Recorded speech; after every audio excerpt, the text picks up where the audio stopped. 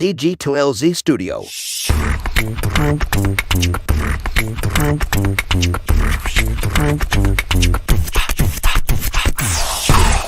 Selamat pagi, siang, sore, atau kapanpun waktu yang teman-teman pakai untuk mendengarkan podcast ini. Kembali lagi bersama saya, Panji, di podcast Ngobrol Bisnis. Dan kali ini sudah bersama saya adalah Darian, Farel Darian ya. Beliau adalah CTO dari Netra, atau Netra Live ya. Nanti akan kita tanya yang benar yang mana. Boleh disapa dulu, bro, teman-teman yang dengerin kita nih. Ya, halo. Ini juga pertama kali gue di podcast. Jadi, hai semua di apa namanya? Ngobrol Bisnis. Ngobrol bisnis ya, sama Mas Panji. Dan mensayangkan saham masyarakat. Jadi kita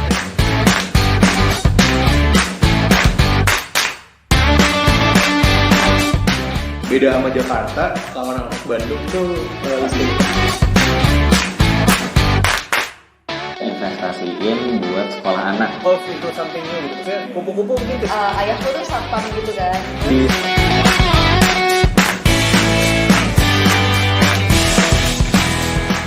Sekilas saja perkenalan bagi yang belum kenal, Netra itu adalah, ini sepengetahuan gue ya, nanti lo koreksi.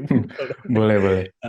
Sepengetahuan gue, Netra adalah semacam kayak platform yang jual NFT, ownership dari lagu atau dari musisi ya kayak gitu. Setahu gue sih seperti itu, tapi mungkin nanti bisa dijelasin dulu, dijelasin juga gitu. Kalau aku tambahin Netra itu, atau dipersingkat, itu sebetulnya adalah NFT music platform di mana artis bisa upload their music, kemudian musiknya itu ditokenisasi menjadi NFT. Dan NFT-nya itu nggak hanya art atau musik aja kayak gimmick-gimmick sekarang, tapi NFT itu represent the ownership, yang nanti juga bisa share royalty sama artisnya. Jadi misalkan kayak kemarin tuh Titi DJ, kalau beli NFT Titi DJ juga dapat dari hasil streaming royalty dari lagu Titi DJ kemarin. Dan lo sendiri adalah Oh iya. CTO-nya ya?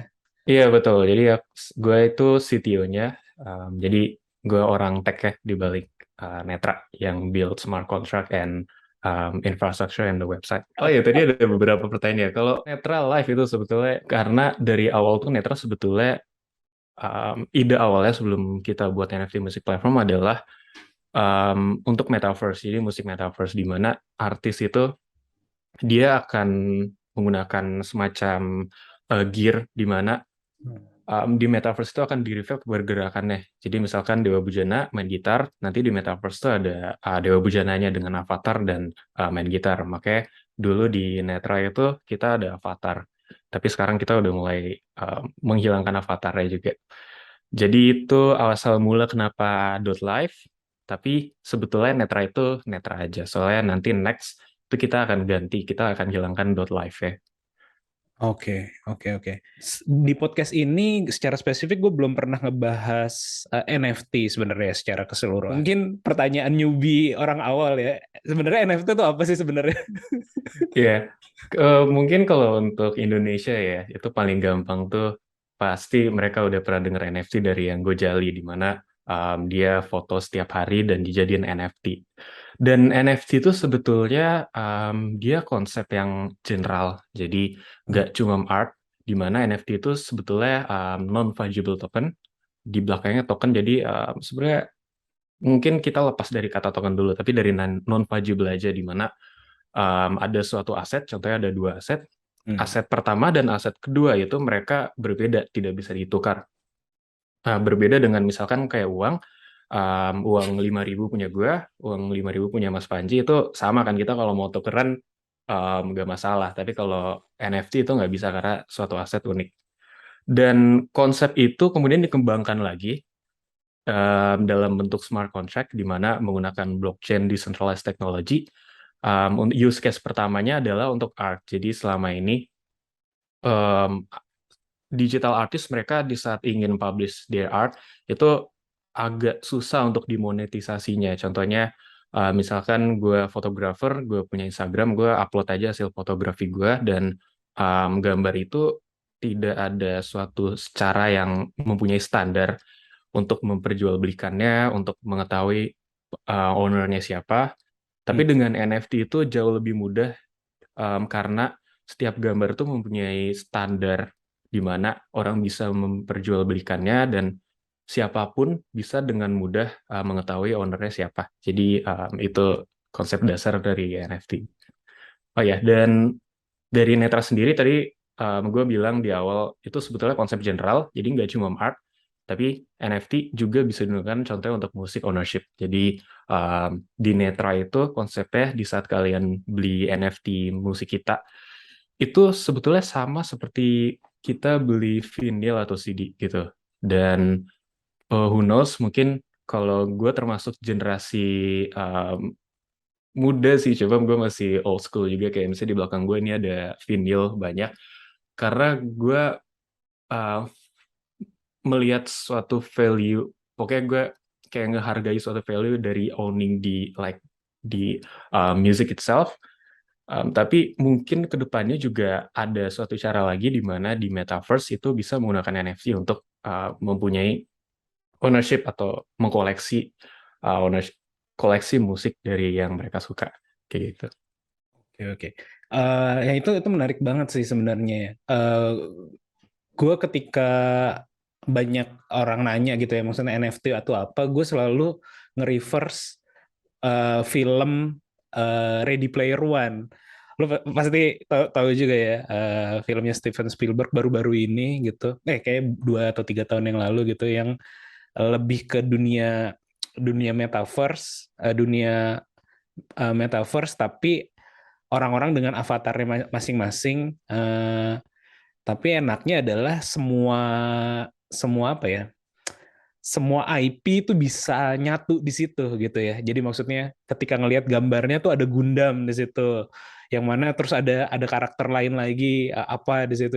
Itu bisa jadi dalam satu dunia gitu. Nah, kalau yang sekarang kan belum bisa apa ya? Belum bisa semuanya. Kalau prinsipnya adalah tadi owning gitu ya, misalnya kayak fisik vinyl di belakang gitu, atau misalnya owning sesuatu, yang bikin owning itu jadi menarik kan sebenarnya bukan cuma own-nya, tapi diperlihatkannya. Iya, Ya nggak sih? iya, Nah, cuman poin owningnya oke, cuman poin diperlihatkannya itu yang kita belum nemu. Nah, di Ready Player One itu gue lihat tuh bisa, oh ya gue di showcase-in apa yang gue miliki juga. Gue miliki mobil, gue milikin avatar tadi atau karakter, gue milikin apa. Nah kayak gitu. Netra ada arah ke sana kah, atau secara teknologi itu memungkinkan nggak sih sebenarnya iya lintas itu platform gitu ya? memungkinkan banget. Tapi gue tertarik dengan tadi pembicaranya ke masalah diperlihatkannya. Jadi ini berarti itu ngomongin metaverse ya. Jadi ada suatu dunia di digital. Um, ini mungkin nggak cuma menurut gue, tapi hipotesis gue adalah di saat suatu ya aset digital, kalau itu isolated, dia akan silo. Jadi artinya dia akan berharga di platform atau di aplikasi yang namanya yang membuat aset itu. Nah, berbeda dengan di saat ada suatu mungkin bisa dibilang bahasa enaknya adalah data publik ya. Jadi suatu metaverse publik satu gitu, yang bisa dikolaborate atau siapapun, dan segala aplikasi juga bisa menggunakan public data tersebut. Jadi yang berbeda dengan yang isolated itu adalah di saat kalian mempunyai sesuatu di isolated system, maka ya itu hanya berharga di dalam situ aja. Berbeda dengan suatu dunia suatu metaverse yang public, di mana itu siapapun bisa berkolaborasi. Itu bisa dibuat suatu standar, contohnya untuk ownership dari suatu art, dan maka aset tersebut akan lebih berharga gitu, karena untuk orang mendapatkan aset tersebut gitu juga kan ada satu standar ya, di mana gue kalau copy paste ya nggak bisa, karena di sana udah ada ownership-nya gitu. Dan hal itu juga sekarang ada beberapa metaverse yang mereka masih isolated, tapi ada juga yang udah public. Ini misalkan ini dari knowledge aja, contohnya di Decentraland, pernah tahu nggak Decentraland? Pernah dengar ya. Ya, jadi itu kayak suatu metaverse public. Atau mungkin kalau yang gamer dulu, jadi kayak Minecraft server gitu ya. Kayak Minecraft server itu open siapapun, dan orang itu like literally another world, dunia kedua gitu. Jadi orang tuh bisa beli tanah di situ, orang bisa integrate aset di situ. Dan yang bagusnya dengan teknologi blockchain adalah metaverse itu bisa disambungkan dengan blockchain di mana mereka bisa support ownership of NFT. Jadi mereka bisa buat suatu sistem misalkan untuk penampilan art itu harus connect ke suatu NFT yang di blockchain gitu. Dan sekarang masih mulai di art, tapi kita untuk Netra sendiri dulu banyak sih diskusinya kayak misalkan sama ada salah satu advisor kita itu ada Mas Dennis juga, dia kayak cerita di Decentraland ada konser gitu ya, konser digital, ada artisnya main di situ. Kita juga banyak sih kalau ngomongin ide ya, gue juga udah banyak lihat di Twitter, misalkan ada artis yang mau rilis lagu, kemudian ada private listening party gitu, bisa langsung sama artisnya tapi di metaverse. Well, itu masih diskusi, cuma dengan platform Netra sekarang dengan teknologi yang udah kita buat itu fully compatible di saat kita ingin terjun ke dunia metaverse sih. Cuma itu belum fokus kita sekarang. Kita sekarang lagi fokus ke ownership dan standarisasinya, di mana artis bisa upload musik mereka secara transparan dan decentralized. Jadi kita coba menghilangkan segala middleman di tengahnya. I see. Ya, mungkin tadi di awal belum sempat ini ya. Kita ketemu atau kita kenal gara-gara coincidence banget gitu ya. Gua sebelum kita ketemu, gue udah make Netra. Gue udah bilang ya kalau ya maksudnya. Mantap. Jadi beberapa bulan yang lalu gitu, ketika Andra Ramadan ngerilis lagu barunya, dia yang single ya, apa yang You're Not Alone itu ya. ya You're Not Alone. Terus beberapa bulan berikutnya juga dia ngerilis sama Andra and the Backbone ya, itu di Netra kan ngerilisnya. Dan konsep ownership musik idola kita tuh menyenangkan banget buat gue gitu. Itu kan yang dibawa oleh Netra ya, atau yang disiarkan sama si musisinya lah kayak gitu ya. Iya, betul. Bisa memiliki part of ownership dari lagunya dia gitu. Yang mana sebenarnya bisa dimonetisasi juga, dalam artian ketika lagunya, karena kita own the lagu, kalau lagunya trafficnya bagus di streaming, kita dapat returnnya juga gitu. Nah, gue udah pakai tuh. Terus ketika beberapa minggu yang lalu gue datang ke acara Asia Berlin di Berlin, ternyata ada Farel berdua ya dari Netra ya. Lu sama Brian. Ya sama Brian ya. Lo CTO-nya, Brian COO-nya ya. Iya, betul. Di Netra. Terus ini Netra yang itu bukan ya gitu ya, maksud gue. Gue jadi wah anjir ini beneran nih, gue jadi bisa kenal lebih jauh gitu jadinya, apa namanya. Jadi gue appreciate banget ya, bisa ketemu, karena gue suka banget idenya gitu. Jadi sangat.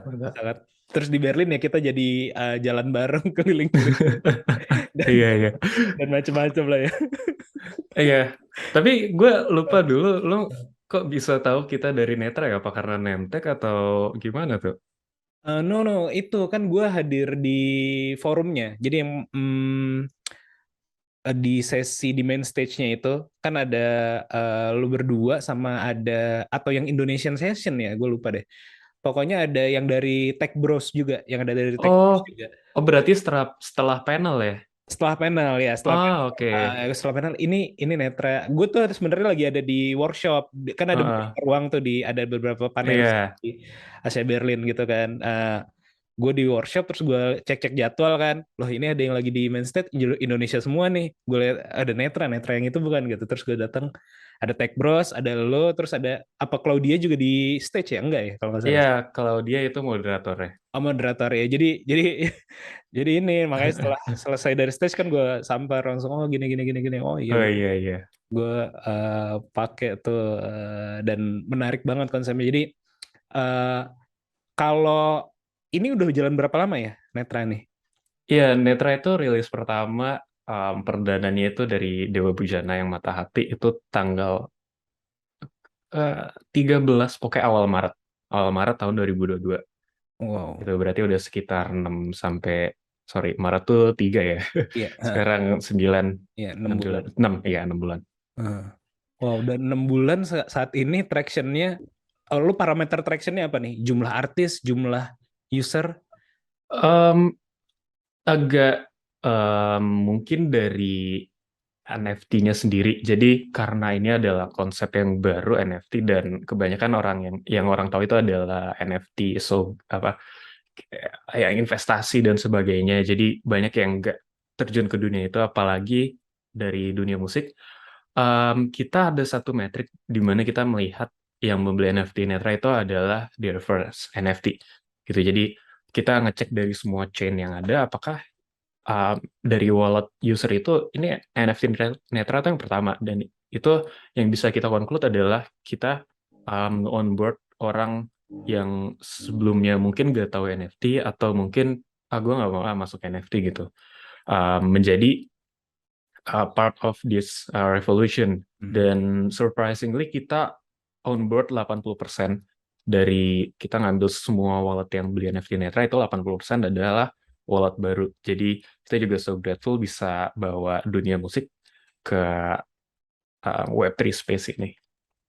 Wow, berarti parameter utamanya di pengguna apa ya istilahnya?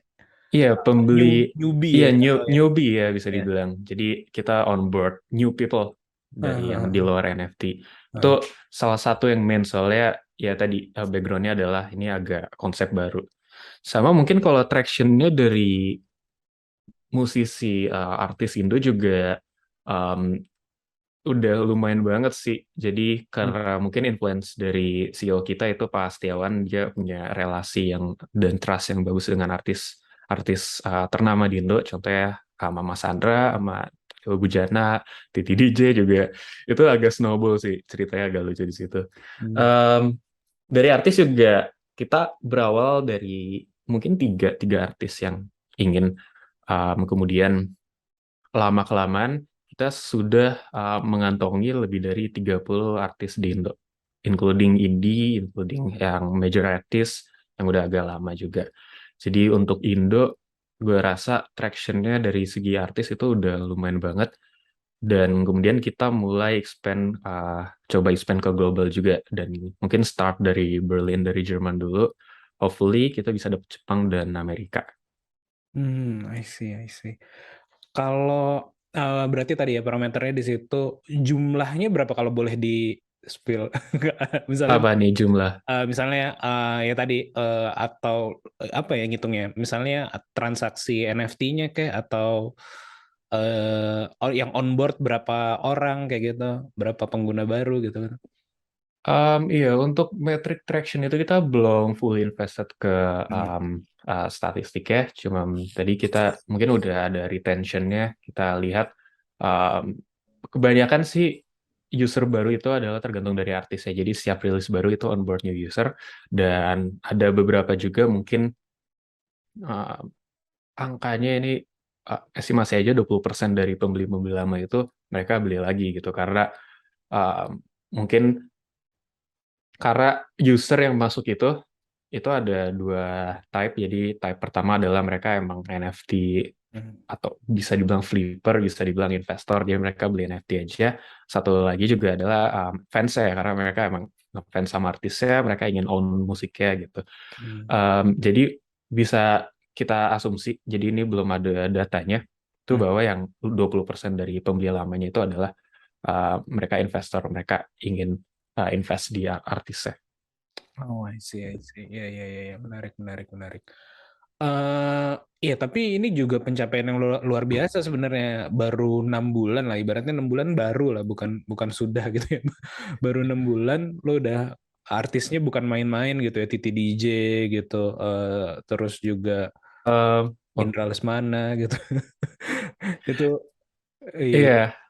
Iya, memang kita mulai start dari major artist. Jadi contohnya kayak Titi DJ itu sebelumnya bukan kita yang approach Titi DJ, tapi karena dari Indra Lesmana udah join Netra, jadi artis-artis ternama itu sebagai role model gitu. Jadi mungkin gue bisa bayangin dari sudut pandang artis bahwa ini platform baru Netra, dan yang join tuh udah ada Indra Lesmana, ada Dewa Bujana, itu kan mereka well respected musician gitu. Jadi platformnya gak main-main, dan kita mengambil strategi itu untuk menjadi role model untuk artis-artis lain.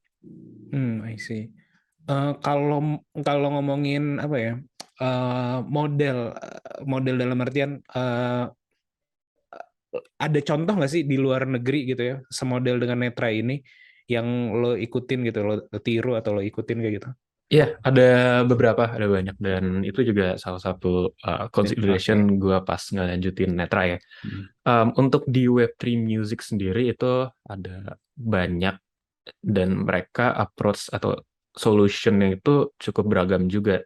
Dan yang paling dekat dengan Netra itu adalah Royal.io dan juga Descent.xyz, di mana mereka menggunakan konsep sharing royalty. Jadi artis bisa ikut invest dengan fans, dan artis mereka bisa co-own dan invest ke musiknya, dan royaltinya di-share ke fans dan artisnya. Nah, tapi ada beberapa key difference dari Netra.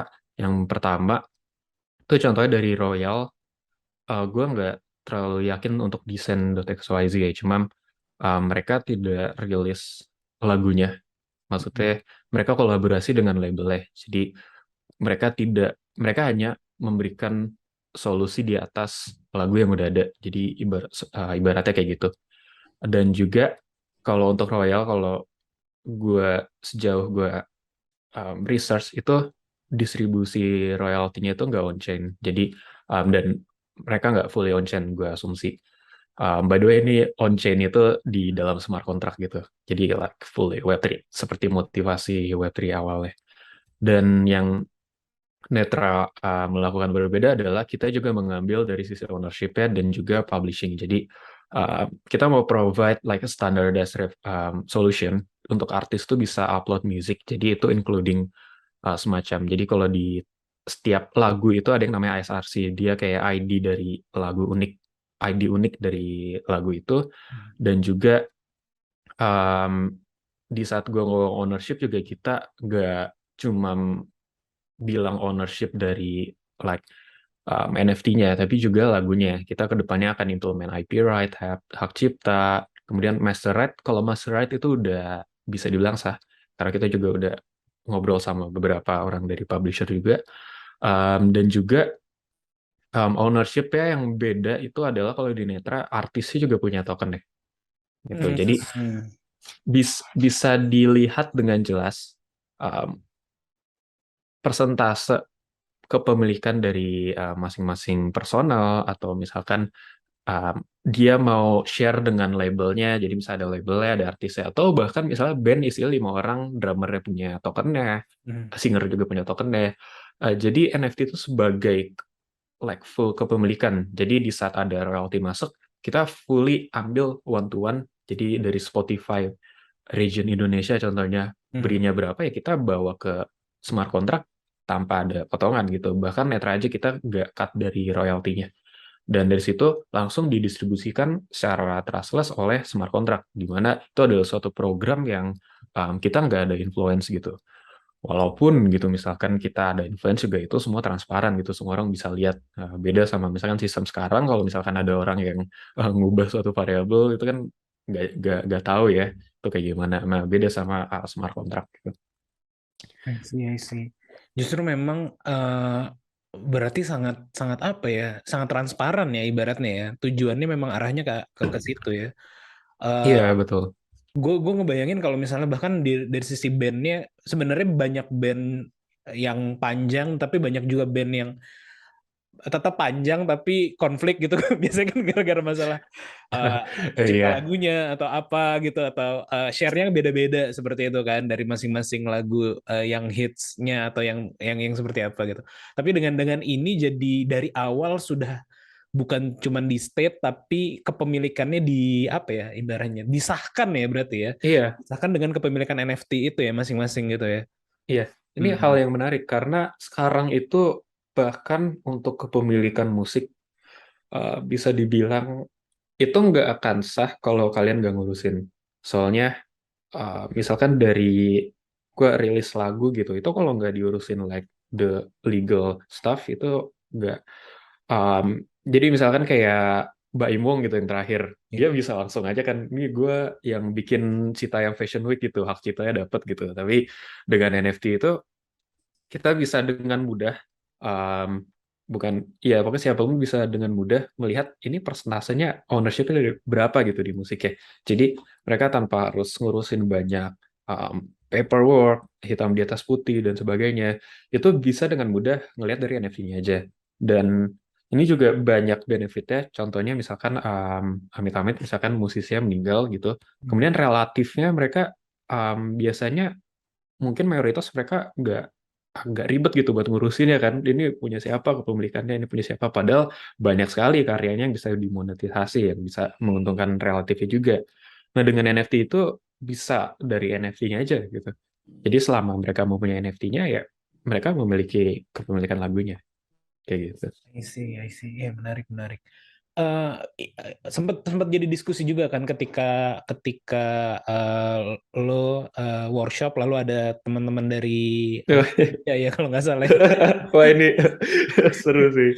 Iya. mempertanyakan masalah datanya, data streamingnya dan segala macam. Mungkin mereka sudut pandangnya adalah investment ya, tipikal flippers atau apa tadi ya. Jadi mau ambil ini lalu ngecek datanya nantinya bagaimana atau mereka juga bergerak di industri musik, gue juga kurang tahu. Tapi waktu itu yang gue tangkap adalah dan gue berasumsi kalau sekarang musisi kan sebenarnya kalau mau ngerilis normal way lah ya, nggak apa ya, nggak di co-owner dengan fans atau dengan siapapun, dia kan mesti ada publisher atau agregator ya. Gue Iya. koreksi gue kalau kurang tepat istilahnya atau salah satunya. Iya, betul itu. Nah, gue menduga Netra juga di situ gitu, bermain di situ, sehingga lu bisa dapat data yang lebih yang benar gitu, karena kan itu dipegang oleh si lembaga tadi itu. Apakah begitu juga gitu? Dengan jadi setiap musik atau per lagu berarti ini, karena kan beda-beda musisi, beda-beda apa namanya labelnya gitu ya. Berarti ini per Yes. lagu, apakah lu memperlakukan Netra juga seperti itu? Ya, jadi kalau untuk masalah publisher dan agregator, jadi kalau musik untuk publish sebuah musik ke streaming platform itu memang dibutuhkan suatu publisher. Jadi atau menggunakan agregator. Contohnya sekarang tuh ada DistroKid gitu. Jadi kita bisa upload musik kita dan dia akan distribute ke beberapa streaming platform dan juga ada SRC dan kepemilikannya gitu di situ. Dan di Netra juga kita bisa dibilang replace kayak distro kita juga, kita sebagai agregator dan publisher, hanya yang dinamakan misalkan kalau dibuka di Spotify itu ada labelnya ya, itu bukan entitas netranya, tapi kalau gue lebih suka dibilang platformnya gitu, like atau kalau orang Web3 bilangnya protokol gitu, jadi suatu standar sistem, bukan netra sebagai entitas perusahaan. Jadi di saat kita bilang bahwa suatu artis ini dia mempunyai 10% berdasarkan tokennya ke lagu itu, ya itu bukan 10% dari kita, bukan melalui kita dulu, tapi langsung ke protokolnya. Jadi di situ kita ambil, dan sebetulnya yang jadi perdebatan juga waktu workshop ya. Thanks juga Mas Panji itu kayak antusias juga tuh ngejawab dari orang India tuh waktu nanya-nanya. Jadi yang concern mereka adalah kan kita dapat data royalti dan data streamingnya juga, itu cara memastikan data itu betul kayak gimana, itu memang sekarang yang jadi bahan pertanyaan. Dan dari Netra sendiri kita menggunakan solusi terbaik yang Web2, jadi the current system bisa tawarkan, dan kita coba bawa itu, kita bangun solusi Web3-nya. Ya, kita bridge solution-nya. Dan untuk kita solve masalah transparansi verifikasi itu still unsolvable problem. Jadi we hope di saat kita udah lebih besar, kita bisa kolaborasi dengan masing-masing DSP untuk mereka bisa memberikan data yang lebih transparan. Tapi untuk sekarang kita tetap rely dengan data dari Spotify, contohnya salah satunya. Jadi salah satu contoh rely-nya itu adalah misalkan mereka memberi royalti earning dari lagu You're Not Alone $10, ya udah kita ambilnya $10. Mereka kan juga memberi detailnya, ini $10 itu dari region apa, dari berapa kuantitinya, dan kita ambil itu. Di saat user ingin verifikasi, kita tampilkan datanya secara publik. Ini kalau sekarang itu di Netra kita belum mempermudah cara melihat detailnya, cuma untuk saat ini kita ada rilis dari bentuk Excel itu ada di Discord community kita, tapi nanti akan dengan mudah bisa dilihat di website. Nah, jadi user itu bisa verifikasi, oh ini datanya dari setiap distribution, dan mereka bisa verify juga ke Spotify. Dan misalkan kalau Spotify menyangkal ya, kita juga ada bukti juga kita dapat dana ini kapan, kita juga dapat detailnya seperti apa. Jadi itu state saat ini yang sekarang dari kapasitas kita yang belum bisa di-solve, dan itu juga yang jadi diskusi pada workshop, karena ya itu adalah game yang lebih tinggi lagi gitu kan. Dimana yang menarik juga, gue banyak ngobrol dari respectable orang-orang di Jerman juga. Kemarin ketemu President of Music Tech di Jerman, kemudian ada juga orang yang dia pernah pengalaman di UK. Yang menang itu adalah mereka yang punya uang lebih banyak gitu. Bahkan kayak misalkan Spotify aja bayar let's say misalnya bayar Warner gitu untuk publish musik Warner jadi katalog di Spotify gitu. Jadi masih ada bisnis-bisnis seperti itu. Dan itu gue rasa itu our next challenge, di mana kita bisa memanfaatkan atau di mana komunitas itu bisa mendorong perubahan di bidang di hal tersebut gitu. Jadi contohnya kayak DeFi dulu kan, decentralized finance, Bitcoin kan mereka pada nggak peduli gitu, di mana bank mereka masih mempunyai power paling tinggi, government juga seenaknya gitu ngeprint uang. Tapi lama-kelamaan di saat komunitas atau masyarakat tuh melihat bahwa dengan kripto tuh lebih gampang, dan lama-kelamaan itu menjadi attention pemerintah dan juga bank-bank besar, di mana akhirnya mereka either misalkan kalau sekarang kayak enggak, kalau dulu itu either enggak ini ban, ini adalah scam dan sebagainya. Tapi sekarang itu mereka mulai membuka mata bahwa ini sebetulnya yang diinginkan oleh masyarakat, ini jadi solusi yang lebih baik. Akhirnya contohnya sekarang kayak PayPal aja mereka udah support USDC gitu, udah support smart contract dan sebagainya. Jadi gue sih berharap dari itu kan DeFi, kita juga bisa ngebawa motivasi itu ke industri musik juga kayak gitu. Iya benar banget sih sebenarnya. Jadi sebenarnya balik lagi power of people-nya sih ya. Kalau di DeFi tadi kan memang karena orangnya udah banyak yang concern, sehingga mendorong regulasi lah ibaratnya, otoritas tadi untuk bergeser gitu. Nah, ini juga ya, ini gamenya panjang sih sebenarnya ya. Maksudnya kalau kita ngomongin masalah data tadi itu kan hanya rilisan apa ya istilahnya, ya hanya di online streamingnya aja gitu. Iya. Industrinya di belakang itu masih ada lagi gitu kan. Besar banget. Besar banget gitu. Sekarang tuh Netra baru menyentuh ke streaming royalty, cuma dari Pak Setiawan juga sih kita harus coba menyentuh ke performance royalty. Jadi misalkan kayak kafe-kafe itu mereka kalau muter musik itu harus ada bayar ke suatu institusi. Cuma nggak cuma di Indonesia, di Berlin juga sama. Artis pada nggak suka dengan institusi tersebut karena nggak jelas gitu pembagiannya kayak gimana. Dan kafe yang udah bayar biasanya dimintain lagi gitu. Kayak gitu sih. Banyak kan di Indonesia. Contohnya kayak Indra Lesmana juga organisasinya Ampli. By the way, Indra Lesmana juga advisor kita. Jadi kita dapat motivasi juga dari real musician, respectable musician. Itu adalah organisasi yang vokal terhadap pembagian royalti. Atau terakhir juga Ahmad Dhani kan melepaskan royaltinya dari yang Wami dan sebagainya. Kayak gitu. Iya betul. Iya, gue pernah juga di podcast ini ngobrol sama musisi. Kebetulan dia juga bukan aktivis ya, apa istilahnya ya, bergerak di industri kreatif juga gitu. Namanya Dina ya, dia dari bandnya tuh Homogenik ya, band apa namanya, elektronik gitu, band elektronik.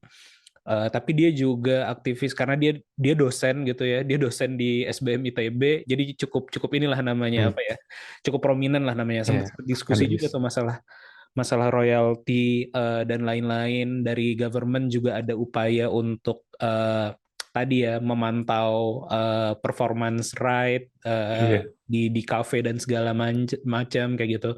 Tapi memang menurut gue kalau dengan satu-satunya kalau kita masih menggunakan teknologinya web tuh ya sebenarnya sangat-sangat sulit sih sebenarnya gitu. Jadi memang kuncinya sih masalah transparansi ini baru bisa dibuka kalau memang semuanya gitu. Iya, Semuanya web 3 gitu atau jadi kita nge-tracknya akan jauh lebih mudah gitu kan sebenarnya. iya. Satu key-nya itu adalah standarisasi. Jadi contohnya sekarang di Indonesia ya Indonesia, di Berlin ya di Berlin. Mereka punya institusi sendiri, mereka punya cara sendiri, punya sistem sendiri, dan yang yang pertama kita bisa solve itu adalah untuk registrinya. Jadi kayak sekarang untuk melihat suatu musik juga itu ngelihatnya di mana gitu. Mungkin bisa di Google gitu ya. Untuk ARSASI atau mungkin dari judul musik apa, itu siapa artisnya, kapan dirilis. Cuma sekarang kayak misalkan dari kita sendiri mau nyari data provider untuk seperti itu aja gak ada gitu untuk web tuh ya. Iya. Jadi sebetulnya nggak harus Web3 juga. Cuma kita bisa memanfaatkan banyak kelebihan dari Web3 untuk buat lebih transparan lagi. Cuma key-nya itu adalah standarisasi kalau menurut gue. Dan itu yang Netra coba ambil adalah makanya kalau gue lebih ke teknikal, jadi gue selalu ngomongnya Netra itu sebenarnya protokol ya. Jadi suatu sistem standar gitu yang bisa di-apply oleh bahkan misalkan Spotify juga bisa apply Netra, DistroKid juga bisa apply Netra. Jadi semua artis, semua music business itu mereka bisa integrate mengikuti suatu standar yang udah kita buat gitu. Dan ini juga sama ceritanya dengan misalkan token gitu. Token di sekarang misalkan kalau denger ya ada USDC, ada Ethereum. Ya Ethereum bukan token sih, maksudnya token lah di blockchain. Jadi mereka buat satu standar untuk token di mana token itu bisa ditransfer, bisa ada allowance ya, itu kemudian ada setiap user ada balance ya. Itu kan standar yang umum di mana semua aplikasi ya bisa menggunakan standar itu. Dan itu yang menurut gue jadi kelebihan di Web3 juga. Jadi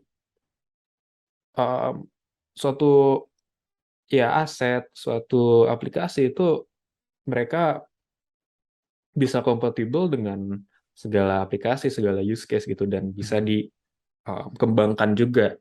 Dan menurut gue project-project di Web3 sekarang yang sukses adalah mereka yang mengambil step seperti itu. Soalnya ya banyak mereka project Web3 yang cuma ya sebetulnya ada beberapa jalan sih yang bisa diambil oleh project-project di Web3 ya. Cuma kalau gue sendiri, gue lebih suka project yang mereka build basisnya, base system, kemudian segala aplikasi bisa build di atasnya. On top ya, oke.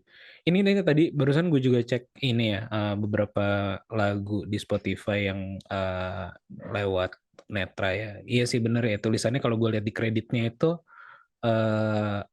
apa ini? Bukan Netra. produksi ya, iya. Iya, Netra Decentralized Music. Netra Decentralized Music. Berarti itu semacam kayak ini aja ya, itu hanya penamaan aja ya di situ ya sebenarnya. Tapi Iya. lu mengambil fungsinya tapi bukan sebagai bisnisnya gitu ya, bukan sebagai bisnis di situ ya. Iya, jadi tadi untuk Netra Decentralized Music adalah untuk adopt ke sistem sekarang, mereka butuh suatu label, butuh suatu publisher. Makanya di situ ditulisnya Netra, dan itu sempat jadi misconception di awal juga bahwa untuk musik kalau rilis di Netra itu punya Netra. Oh, bukan. Semua ownership itu fully ke artis. Itu bisa dicek ke artis-artis sekarang, itu ada sekarang di agreement-nya. Karena kita masih kurasi juga, jadi kita kolaborasi dengan artis, tuh ada agreement-nya juga bahwa ownership-nya ya di artisnya sendiri gitu. Itu ya hanya platformnya. Kayak misalkan kalau buka Google Map, itu kan ada misalkan ada review gitu. Sebenarnya bukan Google Maps sih, Apple Map. Gue waktu di Eropa coba untuk review, dia ambil dari Yelp, dari TripAdvisor. Jadi kayak semacam platformnya aja gitu, bukan Yelp yang bikin reviewnya, tapi Yelp yang menyediakan platform untuk reviewnya. Jadi kayak gitu sih sama. I see. Nah, dan terus tadi kalau boleh, walaupun lo CTO-nya ya, tapi gue gue rasa juga mungkin boleh nge-share gitu kalau kalau boleh ya. Berarti bisnis modelnya sampai saat ini seperti apa ya, Netra ini? Iya, jadi kalau saat ini bisnis model kita kolaborasi dengan artis dan setiap rilis itu kita split 85-15 dengan artisnya dari initial sale, jadi penjualan NFT awal, karena di situ juga kita membuatkan artnya. Jadi kalau yang dilihat itu art yang Oh, dipublish itu dari tim desainer kita yang buat. Um, Kemudian itu masih dari phase kurasi, kemudian fase kedua juga kita akan membuka platformnya untuk be available to everyone, dan kita akan mengambil threshold yang pas di mana orang itu bisa publish music dan sistemnya tetap sustainable kayak gitu sih. I see, I see. Iya sih. Ya itu kayaknya memang cara paling ini ya. Karena tadi ya kalau kalau kita balik lagi ke sedikit ke artisnya gitu, isunya kan banyak banget ya. Bukan cuma masalah transparansi, terus juga rate di Oh iya, masing-masing itunya juga kan bermasalah gitu kan.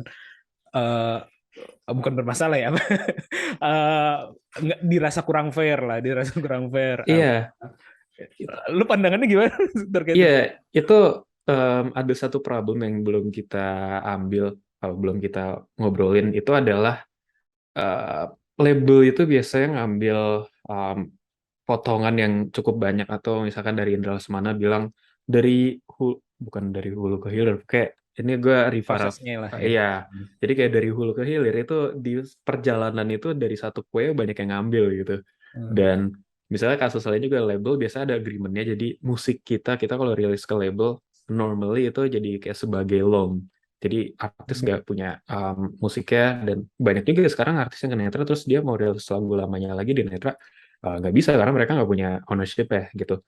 Dan at the end um, itu artis tuh hanya dapat 15% dari hasil Hmm. yang didapatkan dari musiknya kayak gitu. Dan dari Netra bisnis model kita agak berbeda. Jadi untuk artis rilis ke Netra itu kita nggak ada DP, nggak ada subscription, nggak ada. Dan di saat ke publik juga kita nggak akan ambil cara itu. Tapi di sini bahkan artis di saat rilis lagunya aja itu langsung dapat pemasukan gitu. Hmm. Dan kalau untuk sekarang sih kita menggunakan pemasukan itu untuk operasional gitu, dan kedepannya juga kita akan mengambil. Jadi ibarat bisa dibilang juga Netra kayak crowdsourcing gitu. Hmm. Jadi artis rilis lagu dan art fans juga bisa invest ke lagunya gitu. Hmm. Jadi nggak ada upfront fee, dan at the end artis dapat full dari pemasukannya. Gitu sih. Hmm. Iya, dan jadinya dapat di awal ya. Iya, iya itu yang beda. Nah, Ada satu motivasi juga sih uh, dulu, kayak kasihan pasti Iwan tuh ngelihat banyak musisi-musisi yang mereka jual gitar kesayangannya gitu karena uh, terdampak sama pandemi. Karena ya dari streaming sendiri aja itu sebetulnya nggak sebanyak itu pendapatannya. iya. Berbeda dengan ini contohnya dari Mas Andra tuh, dia bilang dia kaget itu pas lihat di wallet ya, lah ini kok gue baru rilis udah dapat segini gitu. Itu lumayan banget sih buat artis ya, apalagi yang udah namanya besar, banyak fans beratnya. Nah, Andra tuh cukup banyak fans kuatnya tuh, banyak backboners yang gue lihat masuk ke komunitas. Jadi itu membuka juga revenue baru untuk artis. Dan karena itu NFT juga kita bisa ambil royalti. Nah, ini royalti berbeda dengan streaming ya. Jadi setiap ada second hand sale itu normal di NFT itu kalau ada persentase yang dikasih lagi ke artisnya, ke kreator ya. Jadi eh, bisa dibilang perpetual income juga untuk artisnya. Jadi setiap kali di trade jual beli, ya artis juga tetap dapat persentase dari situ. Iya, iya, iya, menarik, menarik. Iya sih, ini menarik banget sih, dan apa ya? Mudah-mudahan jadi lebih fair buat artisnya, dan juga lebih apa ya? Lebih ya, kita kalau sebagai fans seneng lah kalau artisnya tuh sukses gitu loh, maksudnya. Oh Kan iya. sering banget tuh banyak-banyak ngeliat apa ya, musisi tuh kita kagumi gitu ya. tapi kok hidupnya susah gitu kan kayaknya gitu ya. Iya. Nggak tahu sih apakah beneran susah apa enggak gitu gitu. Cuman kadang-kadang misalnya di usia senjanya sakit kan suka ada apa ya galang dana apa segala macam. Kita kan Iya. sedih gitu ya. Maksudnya kok bisa sebesar ini, musiknya bisa ngerubah orang bahkan gitu. Iya. Tapi kok nggak begitu gitu ya ke kehidupannya sendiri itu. Ya mudah-mudahan bisa jadi jalan. Mungkin ini gue nanya, Netra ini jadi lebih lo nyebutnya atau di internal ya lebih ke musik company atau teknologi company sebenarnya. Jadi maksud gue kalau kita ngomongin teknologi company berarti lo nggak hanya nanti di musik atau bisa ke yang lain. Tapi kalau gue lihat hasrat lo sendiri pas kita ngobrol-ngobrol di Berlin juga kan teman-temannya kayaknya anak-anak musik banget gitu loh, bukan lebih kemana gitu, lebih kemana? Iya. Em, Lebih ke teknologi kalau gue bilang. Soalnya kalau ke music company lebih ke tapi sama aja sih karena musik teknologi lah gitu. Cuma kita lebih condong ke teknologinya karena ya tadi gue bilang kita buat satu standarnya. Dan kalau hanya musik sendiri mungkin hanya ke artnya gitu.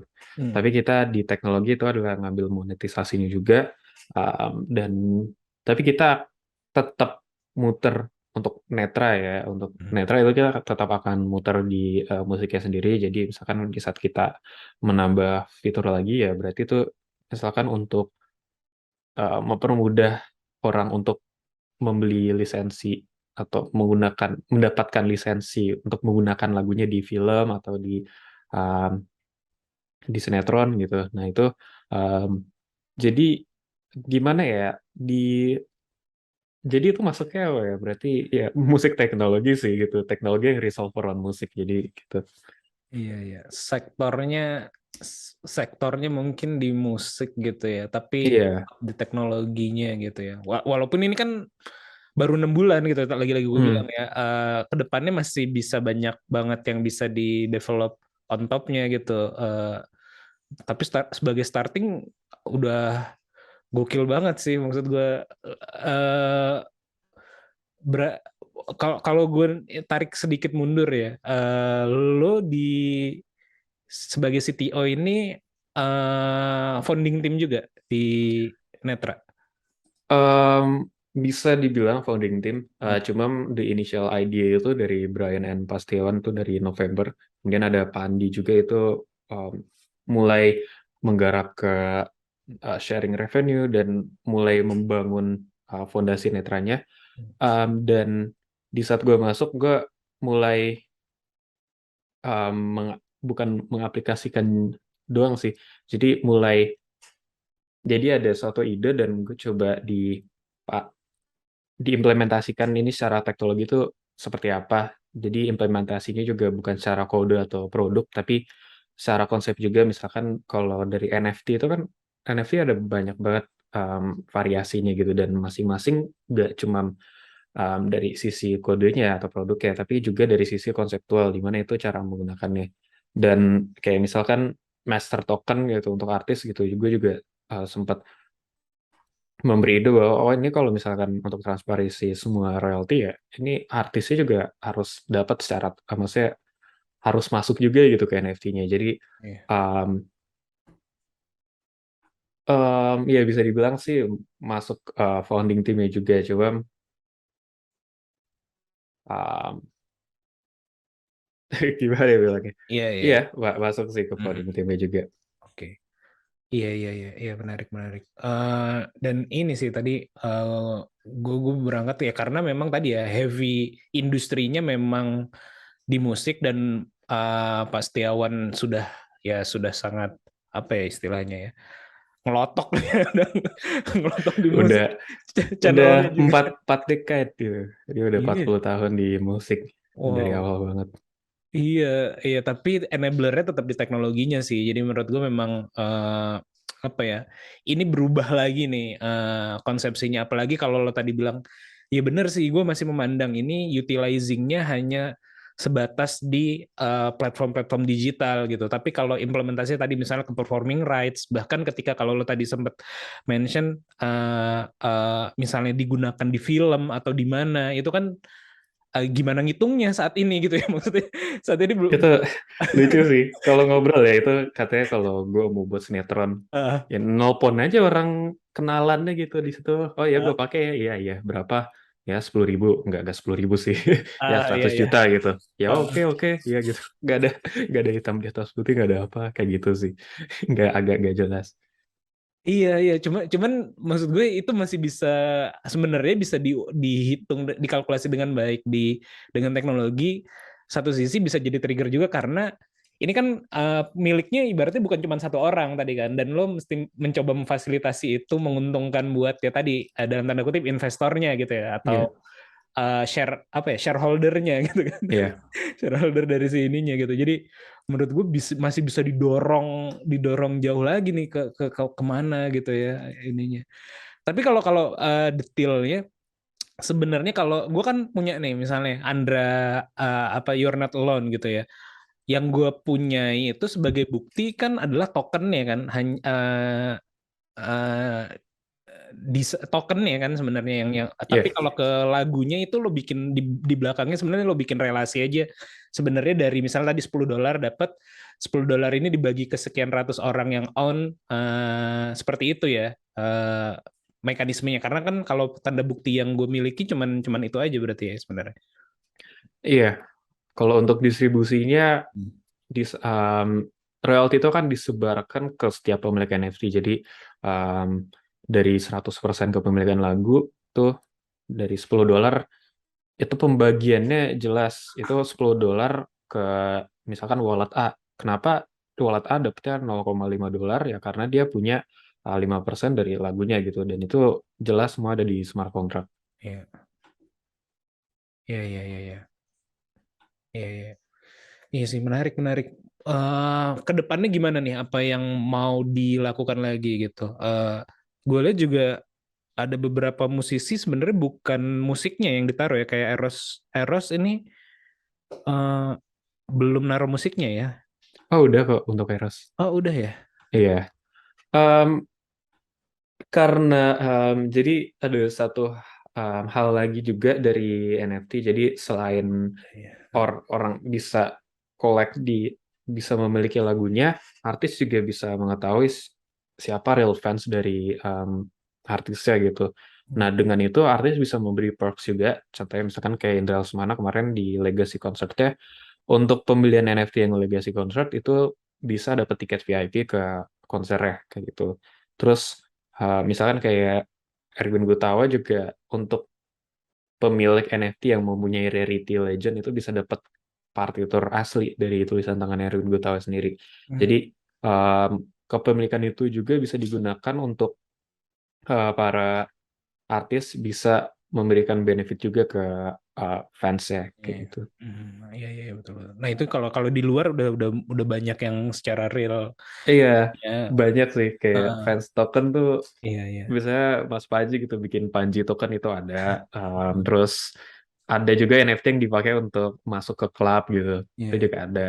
Dan bisa jadi use case juga sih. Misalkan kalian artis punya private coworking space atau ya tempat hangout gitu. Dan itu hanya, ya sorry. Iya. Ya, itu hanya fansnya yang boleh masuk. Nah, itu juga bisa. Iya betul. Gue soalnya ini yang NBA yang kayak gitu-gitu itu kan ada juga mulai ada token-tokennya tuh. Itu yang lebih lebih lebih mulai. Gue rasa memang kalau di luar lebih apa ya, sudah lebih enak lah untuk diimplementasinya gitu, atau di apa ya, di dapetin feedback langsungnya gitu ya. Eh, Terakhir mungkin kemarin dari Berlin, takeaway apa nih yang lo dapat dari sisi untuk bisnis, si Netra sendiri, atau insight lo personal gitu? Mungkin dari sisi bisnis dulu, lebih ke environment aja sih. Soalnya gue juga sempat datang ke beberapa event bisnis di Indonesia. Dan yang gue lihat sih, pertama dari orang-orangnya, gue rasa kalau di Eropa tuh kayak mereka lebih open gitu ya. So kan kayak misalnya gue baru ngobrol bentar aja tuh langsung ada kayak orang datang ngobrol, discuss bisnis dan fokus mereka juga walaupun mereka bukan tech guy, cuma mereka gue kan kebetulan datang ke acara Web3 juga, mereka knowledge di Web3-nya, motivasi juga bagus gitu. Kalau di Indonesia mungkin gue sempat salah tempat atau salah sampel aja gitu, kayak orangnya mereka lebih ke yang misalkan gue kenal siapa ya udah ngobrol sama itu aja, terus ntar ini kenalin di saat orang yang baru mereka newbie masuk apa agak susah gitu karena mereka nggak banyak koneksi. Jadi kalau di Eropa gue ngeliat kayak lebih open aja, untuk orang ngobrolnya juga lebih humble, lebih informatif. Sama tentunya kalau dari sisi startup and Web3 karena Web3 mulai berkembangnya juga di Eropa, jadi kompetisinya itu sangat kuat dan orang-orang juga basis di sana, walaupun bukan di Berlin ya, banyak yang dari London, dari US. Banyak startup-startup bagus yang gue dari dulu cukup suka. Misalkan gue attend acara dari Polkadot, dari ada Polygon juga. Jadi dunia itu lebih beda dibanding Indo. Tapi di Indonesia gue lihat sih perkembangannya sudah mulai ya. Jadi kayak pas ke event startup juga di Indonesia ternyata udah banyak banget development di Indonesia. Dan gue harap sih coba bisa dapat exposure keluar karena dari di Berlin sendiri gue setiap kali ngobrol banyak orang yang ingat gue. Kenapa? Karena gue Asia gitu. Karena di sana nggak banyak Asia, terutama misalnya Indonesia. Mereka bawa startupnya mereka ke situ itu jarang banget. Jadi harusnya untuk teman-teman di Indonesia yang punya ide, coba kembangin sebagus-bagusnya.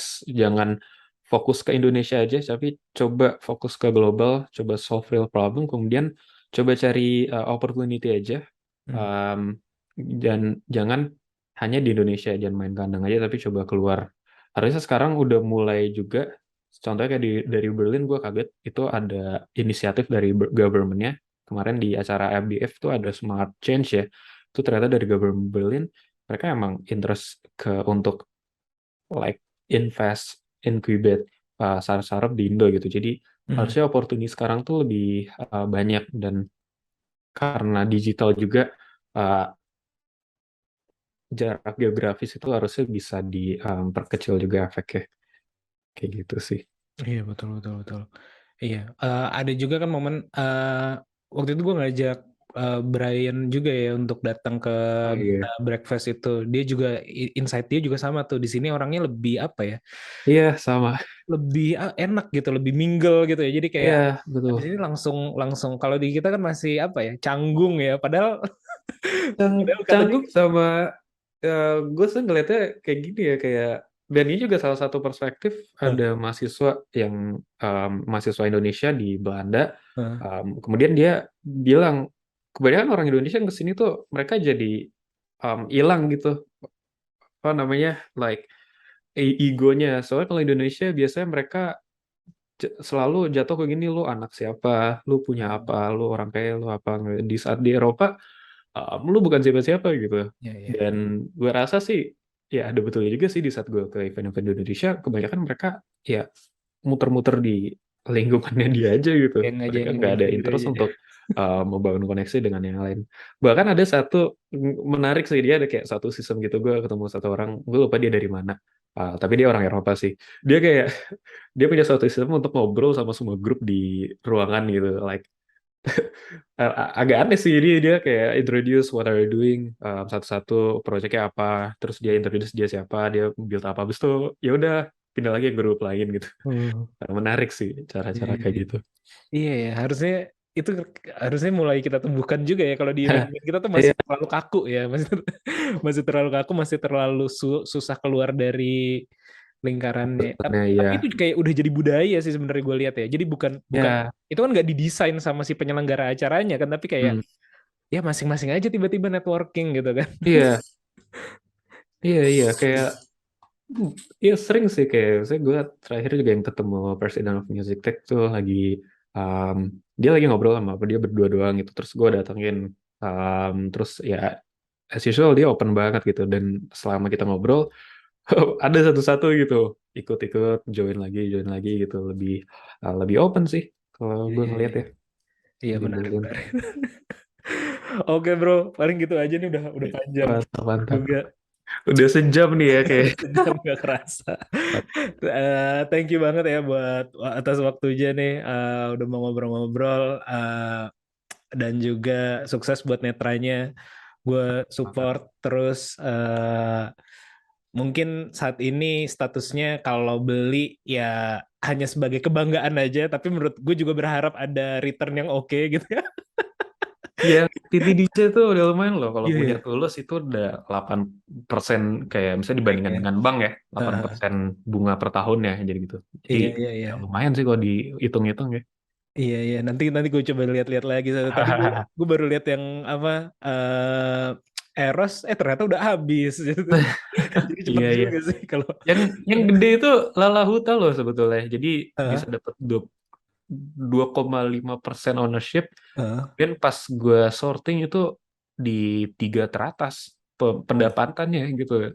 oh, I see, I see. Ya Iya, lagu-lagunya juga kan bisa di kafe-kafe kan ya Lala Huta. Jadi iya, terus-menerus tuh muter.